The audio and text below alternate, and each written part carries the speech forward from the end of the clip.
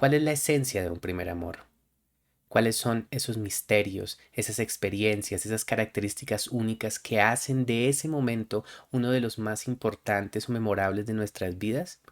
¿Y es posible que acaso nosotros podamos recordar esas experiencias sin sentirnos al menos un poco teñidos de melancolía? Mi nombre es Diego Arboleda y estas son las meditaciones literarias.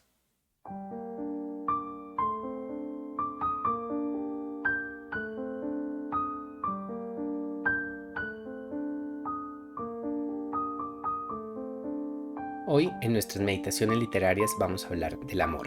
Vamos a hablar específicamente del primer amor. Y vamos a hablar de un autor que es considerado una de las figuras más importantes de la narrativa y la cuentística rusa del siglo XIX. Un autor que fue una figura muy importante también en la transición entre una primera generación de grandes narradores rusos del siglo XIX, como lo fueron Gogol y Pushkin, y la gran generación de escritores, novelistas y cuentistas que habría de llegar posteriormente, como lo fueron Dostoyevsky, Tolstoy y un poco después Chekhov. Se trata de Iván Sergeyevich Turgenev, un autor que vivió entre el año de 1818 y el año de 1883. Turgenev es un autor de contrastes, es un autor que representó, sobre todo durante la década de los 1850, la avanzada de la literatura rusa. Un autor que recibió un inmenso reconocimiento dentro de su propio país, sobre todo durante esa década, y que fue durante muchos años, sobre todo hasta finales del siglo XIX, antes de que otros autores empezaran a ser traducidos, fue conocido como el autor más famoso de Rusia fuera de Rusia, en el extranjero, específicamente en Europa. Esto se debe a varias razones. Primero, a el hecho de que Turgenev era un hombre cosmopolita, era una persona que pasó buena parte de su vida viajando por Europa, que tenía un amplio conocimiento de la cultura europea, de varias lenguas europeas, entre ellas el francés y el alemán, una persona que admiraba profundamente la cultura europea, que fue muy cercano a importantes autores de su época, de otros países. Por ejemplo, fue amigo personal de Flaubert y de Víctor Hugo, un autor que tuvo una serie de vivencias que le permitieron acercarse a estas realidades estéticas y que admiraba mucho los avances, por ejemplo, del realismo y los últimos grandes coletazos del movimiento romántico al final de la primera mitad del siglo XIX. Hay otra razón para esta cercanía y es que Turgenev fue un autor que siempre admiró los avances sociopolíticos de Europa. Fue una persona que consideraba que Rusia debía, por supuesto, a su propia manera, pero debía inspirarse en muchos de los discursos políticos, en los avances progresistas y sociales que se estaban dando en la Europa de su época, por ejemplo, sobre todo en Francia. Él es uno de esos grandes autores de corte liberal, ¿sí? Podríamos decir que es uno de esas grandes figuras liberales que crecieron durante una generación conocida como la generación de los 1840, una generación intelectual rusa que abogaba por la defensa de derechos liberales e incluso moderadamente socialistas, ¿sí? En ese sentido, Turgenev es un autor de corte europeísta, ¿sí? Un autor que defendía la importancia de esas conexiones con Europa y el hecho de mirar hacia Europa para pensar en un avance dentro de Rusia. En ese sentido, él era un poco diferente o entraba en un choque con autores de tipo más eslavófilo, es decir, autores que consideraban que Rusia, para construirse como nación, debía inspirarse en tradiciones nacionales e históricas propias y previas, como posición que tuvieron autores como Tolstoy y Dostoyevsky. Entonces, personas un poco más jóvenes que Turgenev, personas que obviamente con el paso de los años habrían de ser ampliamente más conocidas que Turgenev en el universo cultural ruso y que son hoy pues, sumamente recordadas, y personas con quienes, sin embargo, pues Turgenev tuvo una relación personal, tuvo varios encuentros personales, una relación tempestuosa y llena de conflictos, precisamente por estas posiciones políticas diversas. Sin embargo, como señalaba hace un momento, durante los 1850 Turgenev fue el autor más célebre de toda Rusia, un autor que se hizo célebre por su defensa a rajatabla de los derechos de los siervos, una persona que atacaba profundamente la esclavitud y que de hecho tuvo la oportunidad de vivir las transformaciones políticas que se dieron durante esta década de los 1850 y que concluyeron en 1861 precisamente con la emancipación de los siervos. Un tema que, dicho sea de paso, él trabajó trabajó en su novela más célebre, Padres e Hijos, ¿sí? Una novela que, como lo dice su título, es una evocación, una reflexión sobre los conflictos intergeneracionales entre unos padres provenientes de una generación liberal de los 1840 y una nueva generación de jóvenes a principios de los 1860 que consideran que esas posiciones resultan muy limitadas para genuinamente producir un cambio político dentro de Rusia. Nuestra obra de hoy, en particular, nuestra obra en la que vamos a centrarnos el día de hoy es Primer Amor, como mencionaba. Primer Amor es una se llama así, Primer Amor, una novela publicada en el año de 1860, una novela corta que es considerada una de sus grandes obras maestras, era una de las obras favoritas de su autor, y es una obra que, más allá de este contexto que acabo de mencionar, trata de hacer un ejercicio íntimo, retrospectivo, emotivo y casi de cámara sobre la experiencia del florecimiento de un amor. En esto Turgenev, y este es otro detalle que vale la pena señalar, es un autor que busca siempre un ejercicio de intimidad, un ejercicio de reflexión y un ejercicio de exploración psicológica y emotiva que no necesariamente busca o trata de entregarnos grandes respuestas últimas.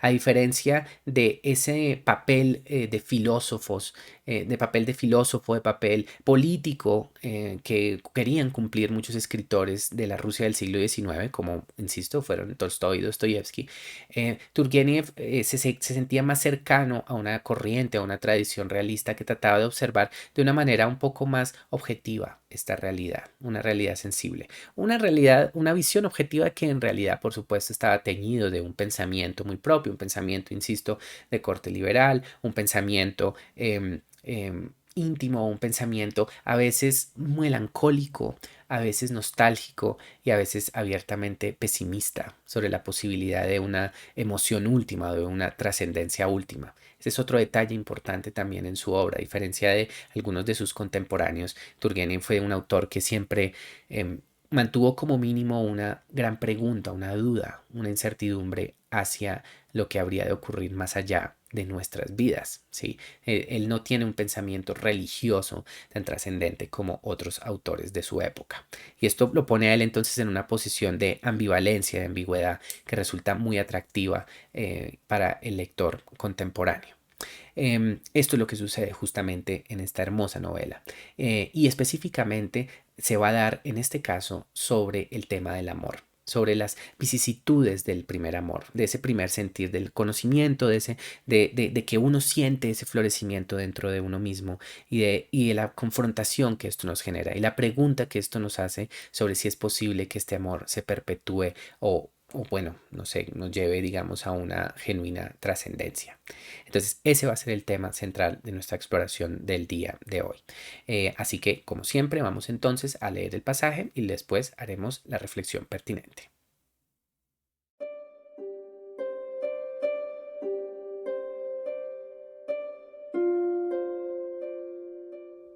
Me acosté, pero ni siquiera cerré los ojos.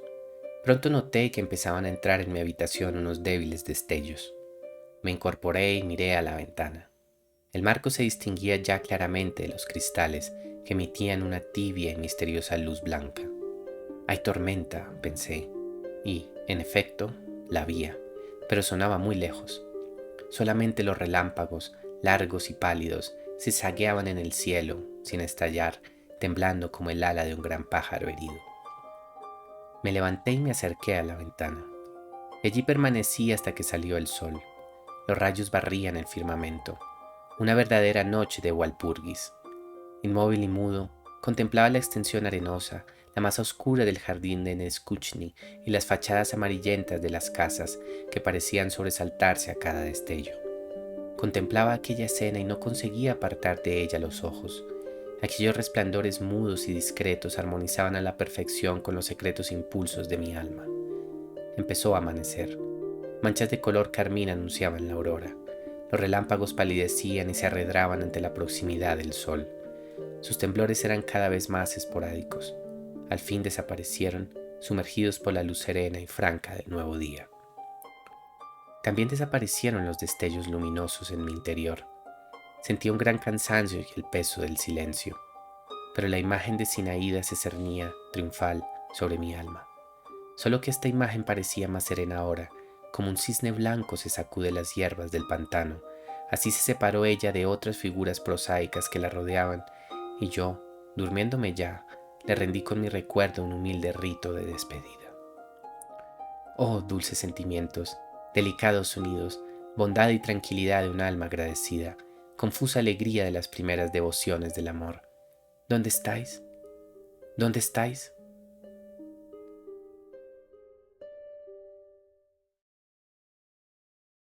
El pasaje que acabamos de leer es uno que se ambienta más o menos al final del primer tercio de la narrativa, un momento en el que nuestro protagonista, como mencionaba anteriormente, está empezando a enamorarse de una joven que es su vecina.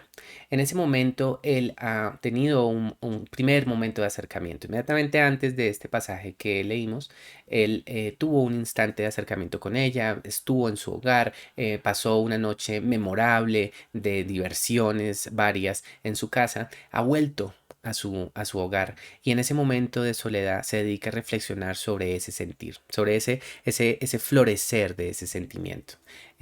Me parece que es uno de esos momentos inmensamente líricos, íntimos, a través de los cuales Turgenev nos acerca a la realidad espiritual y emocional de un joven y lo captura con una gran belleza. Así que quiero que lo observemos con un poco más de detalle.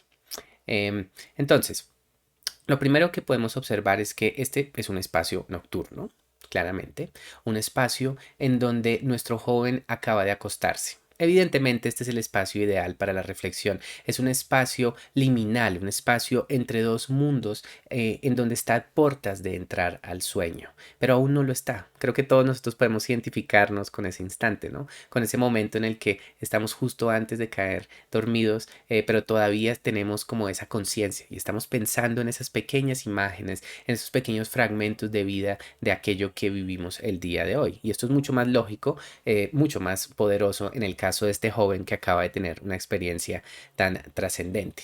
Pero observemos, volveremos a hablar de esos detalles, esas imágenes que él tiene. Pero antes de ello, observemos también cómo el entorno lo afecta. ¿Sí? Se nos dice que él empieza a sentir que hay unos débiles destellos a su alrededor.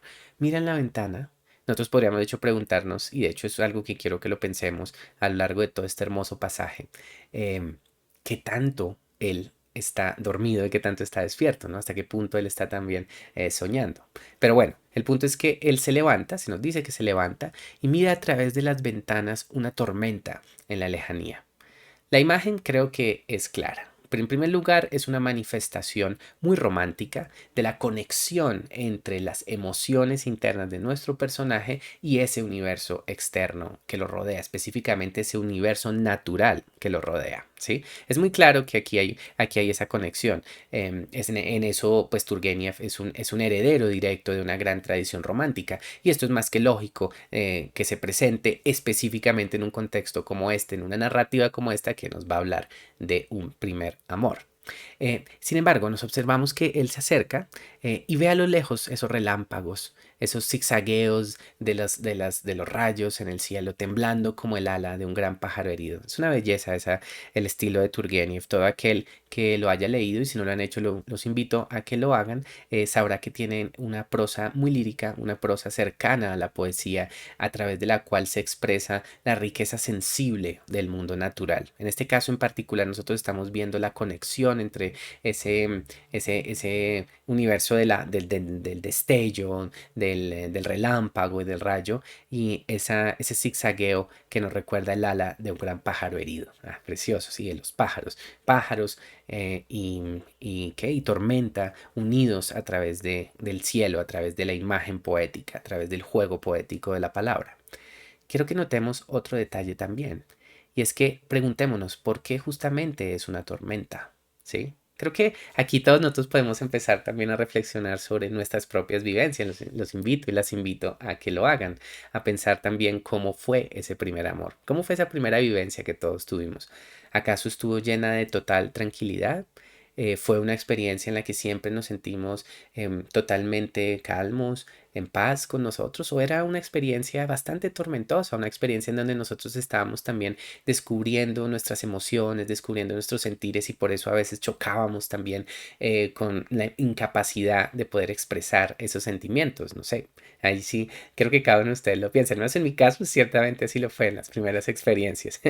Y pues creo que eso, esto también refleja un poco la situación en la que está este joven, ¿no?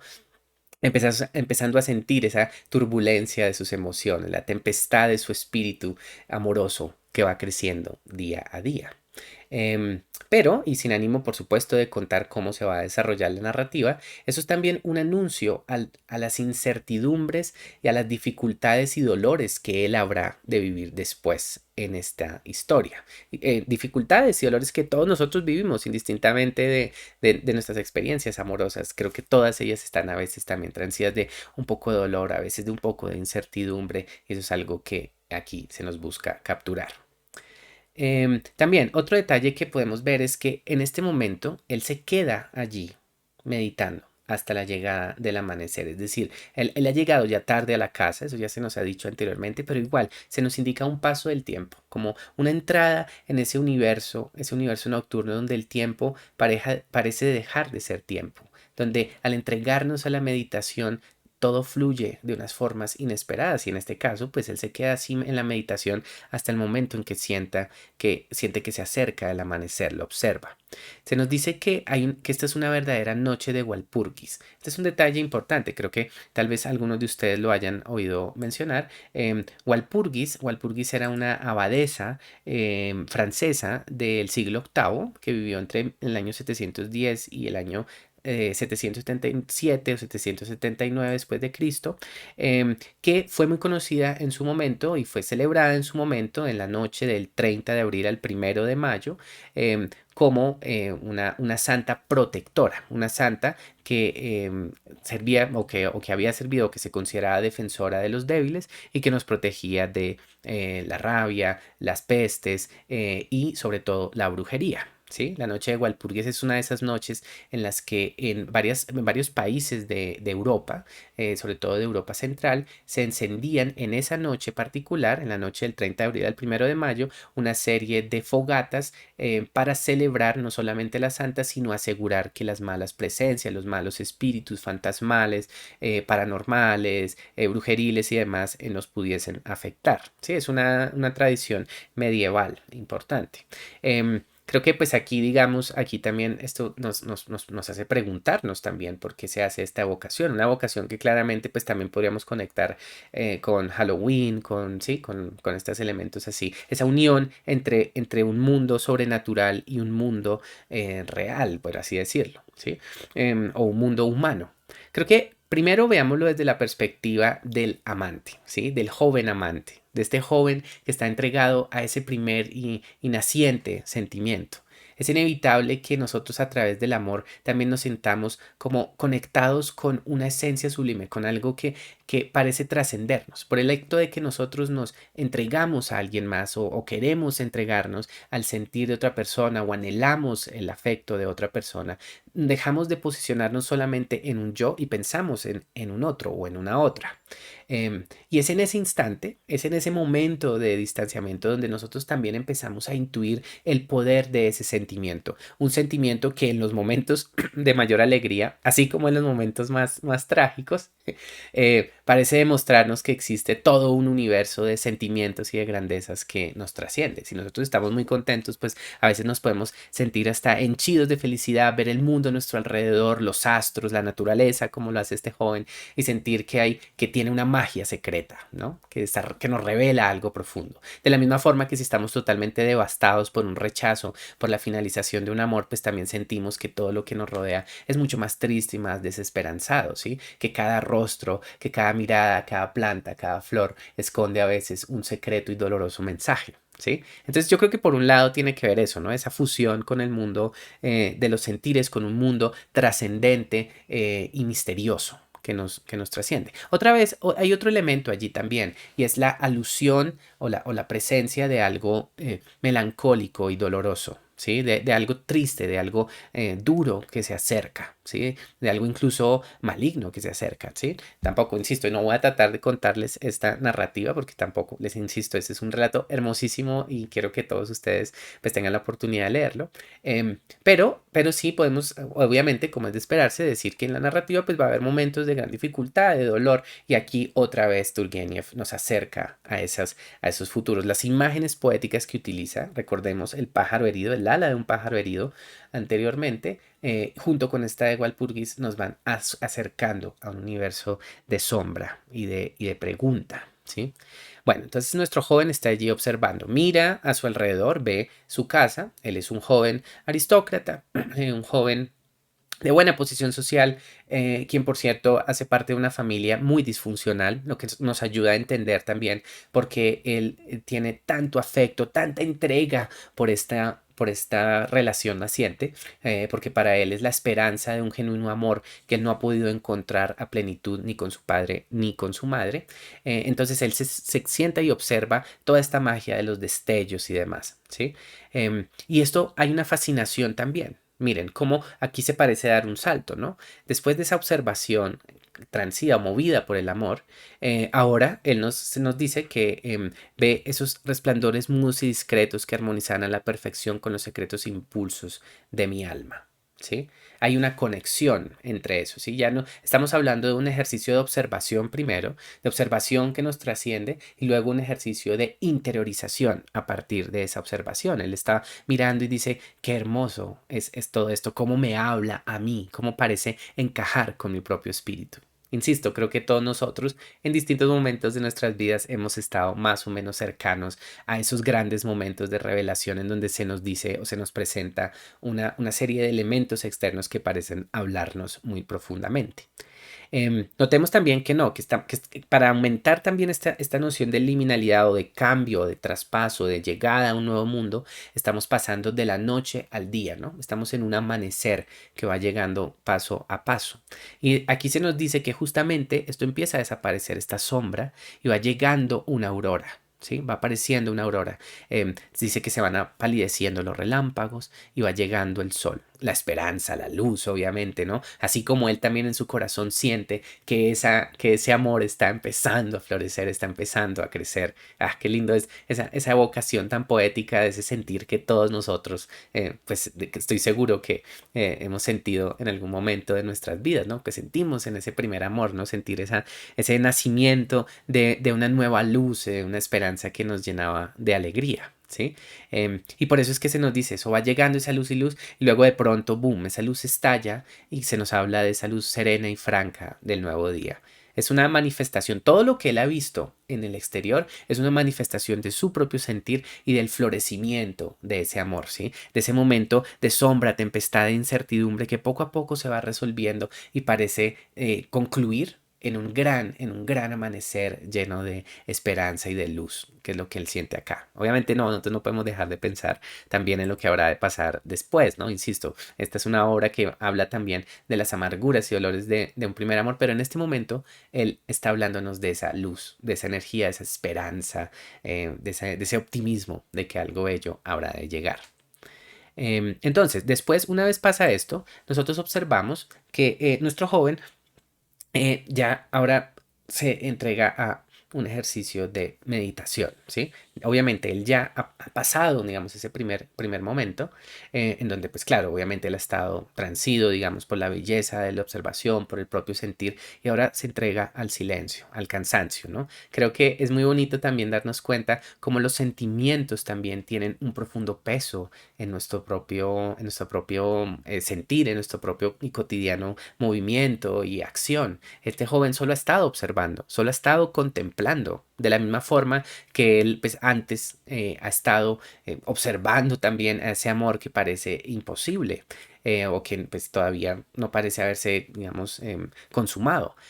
Pero en ese acto de observación hay una gran entrega anímica, ¿no? Una gran entrega que lo lleva a él ahora hacia el cansancio y ahora siente el peso del silencio, ¿no? El agotamiento. Creo que también nosotros sí nos hemos entregado a largas y considerables meditaciones, sobre todo cuando están tan llenas de ese sentimiento del amor, habrá momentos en donde también sentimos una gran fatiga, ¿no? Y bueno, y en ese momento Entonces él, sin embargo, a pesar de ese cansancio, siente u observa la figura de Sinaída, que es su amada, ¿no? Esa joven a la que ama, la joven de 21 años a quien ama. Y al observarla, la transmuta también. Veamos la conexión que aquí se establece. Es muy evidente que aquí Turgenev está bebiendo o está utilizando una imaginería que es muy propia de una larga tradición literaria. Una tradición literaria que ha conectado a la mujer con un espacio natural. ¿Sí? Uno de los elementos claros de la lírica, de la poética, de la historia de la literatura ha sido la conexión del universo femenino con el universo de la naturaleza. Obviamente esto es una conexión limitada, es una conexión que por supuesto ha servido también para mantener algunos discursos de orden patriarcal, machistas, etcétera. Pero pues no puedo dejar de mencionarlo, no puedo dejar de mencionar esto aquí. Pero de la misma forma también quiero señalar que esto hace parte de este ejercicio de observación poética, de observación maravillada de este ojo masculino, de este joven en este caso, que observa esa figura. Como es evidente por lo que estoy señalando aquí, esta observación transforma a esta figura femenina, no la deja solamente en un plano individual, sino que la trasciende hacia un universo mucho más amplio, más abstracto o poderoso, si se quiere, sí, un universo que va mucho más allá. En este caso, el universo de lo natural, de lo grande, de lo poético, del renacer. ¿Sí?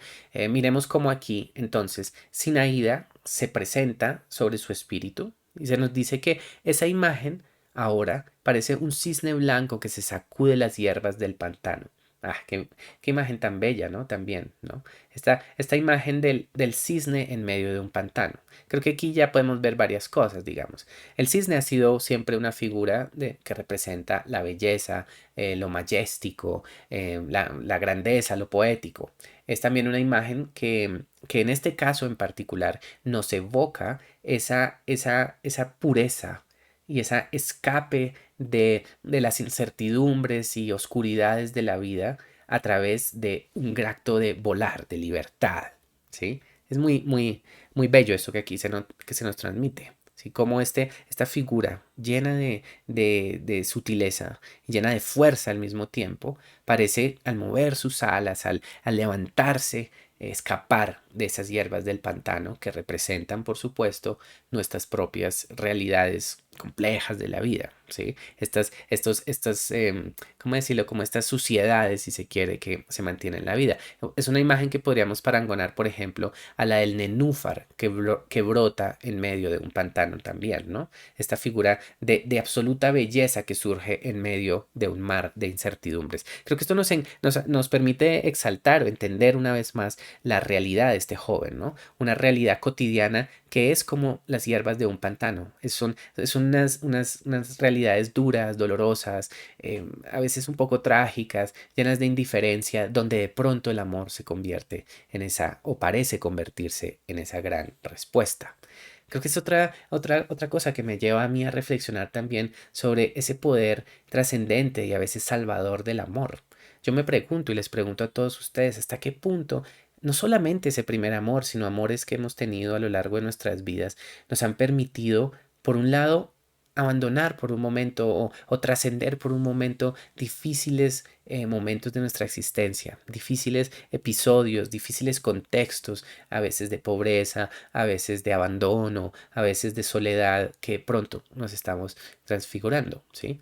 Y sin ir tan lejos, sin decir que, por ejemplo, nosotros vivamos en un contexto o que hayamos vivido en un determinado momento en un contexto doloroso, podemos preguntarnos también cómo el amor, un gran amor, un amor profundo y verdadero, nos permite transformarnos, así como este cisne, ¿no? Si pensamos como en el patito feo de Andersen, ¿no? Que se transforma en el cisne como nosotros también. Cada amor, si es verdaderamente sentido, profundo, ecuánime, puede bueno, tal vez no siempre ecuánime, de hecho, pues en algunos casos puede que haya un amor que no haya sido correspondido, pero que igual nos transformó. Pero en todo caso, estos amores pueden ayudarnos a convertirnos en otros seres humanos, ¿sí? Parece como si estuviéramos en un perpetuo estado de metamorfosis, una metamorfosis que se acentuara o se fortaleciera a través del acto del amor. Sí, y eso es algo que siente este joven al ver a esta muchacha, al observarla, dice, ella es la belleza, ella es la trascendencia. Y por eso, por lo que ella me sugiere y me entrega, yo no puedo sino sencillamente, al dormirme, como lo hace este joven, rendirle un recuerdo y un humilde rito de despedida. ¿Sí ven? Adquiere una cualidad casi religiosa este instante, ¿sí? La memoria se fortalece, la memoria transfigura la experiencia vivida y la convierte en algo trascendente que nos permite alcanzar un nuevo estadio de emoción y de madurez.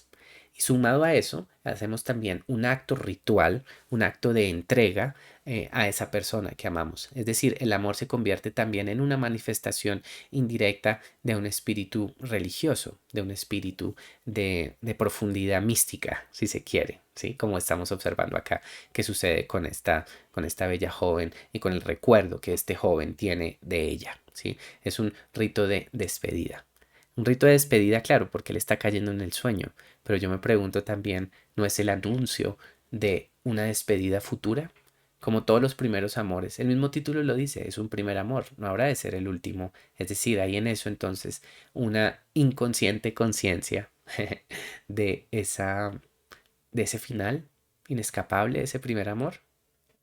Ahí yo lo dejo también, y eso es un detalle que creo sobre el que también podríamos reflexionar, ¿no? El de nosotros a veces ser conscientes secretamente de la importancia de un instante, de ese momento de vivencia, porque sabemos que tal vez, o que muy seguramente en un futuro cercano, eso ya no habrá de estar con nosotros. Esa experiencia vital habrá de terminar. Y es por esto, observemos, recordemos el acto de la memoria, que ahora una una voz del futuro, dice, dulces sentimientos, delicados sonidos, bondad y tranquilidad, confusa alegría de las primeras devociones del amor. ¿Dónde estáis? ¿Dónde estáis? Aquí tenemos que mencionar algo importante y es que este relato en particular está enmarcado por una vivencia de un adulto. Es un personaje que tiene 40 años y que está recordando esa experiencia cuando tenía 16, ¿sí? Nuestro joven en la narrativa, ya en esa realidad en la que se desarrolla nuestra historia, ya no es un joven, ya ha crecido, ya han pasado más de 20 años desde que esto sucedió, casi 25 años desde que esto sucedió. Para él, entonces, todo esto no es nada más que un recuerdo. Y esto de pronto da un giro poderoso, amargo, melancólico, a todo lo que acabamos de reflexionar. Miren que todo lo que vimos hasta ahora es justamente el recuerdo de un joven que antes de dormir está recuperando esas experiencias vividas que tuvo con una amada muy recientemente. Es algo que apenas se vivió, pero que ya es memoria y que ya se está transfigurando en algo trascendente, poético y emotivo. Ahora, después de 25 años, es una memoria aún más remota. Es una memoria que ahora ha estado teñida, ha sido teñida por todas las vicisitudes de la vida, las amarguras, la conciencia del final de ese amor, la llegada de nuevas vivencias que a veces pueden empañar un poco también ese sentimiento, de hacernos ponerlo en un punto, en una posición distinta, hacernos o permitirnos ser conscientes, ahora sí, de que eso era fugaz, de que era efímero y que ahora ya no puede ser encontrado. Observen todas estas emociones que este hombre de 40 años recuerda, ¿sí? Los sentimientos dulces, los delicados sonidos, esa exaltación poética que le generaba el amor, esa bondad y esa tranquilidad, ¿sí? De esa alma que se siente agradecida por haber podido recibir o sentir ese amor, esa confusa alegría también, esa incertidumbre también de qué habrá de pasar más adelante con el amor que se está sintiendo, pero que nos permite de todas maneras vivir, sentir que aquí estamos, que aquí sentimos. Y él se pregunta, ¿y eso dónde está? ¿Dónde ha quedado?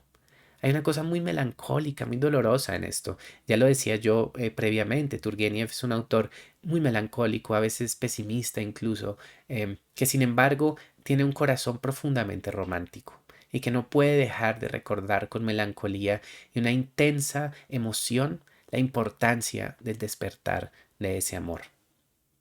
Es inevitable no sentir un poco de dolor por este personaje, ¿no? Un personaje que se nos parece sugerir ahora vive en un mundo, en un presente, en donde él ya no puede acceder a ese amor, a ese sentimiento. Podemos leerlo de dos maneras. Uno, la imposibilidad ya de encontrar ese amor, cosa que sería muy triste, ¿no? Pues pensemos en nosotros mismos, como decir, después de ese primer amor ya, o de un gran amor, ya no es posible que encontremos otro afecto. O por otro lado, para no ser tan pesimistas, sobre la misma dificultad o imposibilidad de regresar a esa primera experiencia del amor. Nosotros podemos vivir muchos amores a lo largo de nuestra vida, incluso amores profundos, pero me pregunto, ¿podemos volver a sentir con esa misma intensidad, con esa misma inocencia, con esa misma confusión que tuvimos aquella primera vez? ¿Es eso posible? ¿Podemos revivirlo? ¿Acaso podríamos lograrlo? Porque inevitablemente con cada nueva experiencia del amor, pues surge una nueva madurez, ¿no? Ya hablábamos nosotros de la metamorfosis. ¿Hasta qué punto podemos entonces volver atrás y recuperar eso? Tal vez también aquí hay una nostalgia ante lo inacible, ante el pasar del tiempo, ante la conciencia de que nuestras vidas están en un perpetuo fluir en donde no podemos ya volver. Y el único espacio que nos permite como mantener eso con nosotros es la memoria, es el recuerdo. Es muy conmovedor y doloroso también. Es este canto, esta elegía romántica a un amor que ya se ha ido. Inmensamente conmovedor, ¿no les parece? Em, y bueno, así termina este precioso pasaje. Un pasaje que, como digo, pues está ambientado en el marco de una narrativa que habrá de mostrarnos todas las vicisitudes de ese primer sentir y que, como mencionaba también hace un momento, nos hace preguntarnos a nosotros, a hacernos reflexionar también sobre el sentido de ese primer afecto. ¿Sí? Quiero terminar pues nuestra reflexión de hoy con este ejercicio, ¿sí? Con este ejercicio de meditación también sobre cuáles fueron nuestros primeros amores, cuáles fueron nuestros sentires, qué tanto nos enseñaron, qué tanto nos metamorfosearon y qué experiencias nos regalaron, hacia dónde nos condujeron, qué nos enseñaron, qué nos permitieron descubrir sobre nosotros mismos y qué nos permitieron entender sobre lo que fuimos en ese momento y sobre lo que somos ahora. El ejercicio retrospectivo de la meditación, también sobre las grandes y emotivas experiencias de nuestra vida, puede llegar a tener un impacto muy profundo en nuestro presente. Entonces preguntémonos, ¿qué nos dice ese primer amor sobre lo que vivimos, sobre lo que fuimos, lo que somos y lo que seremos? Muchísimas gracias como siempre por su presencia aquí. Mi nombre es Diego Arboleda y estas son las meditaciones literarias. Hasta una próxima ocasión.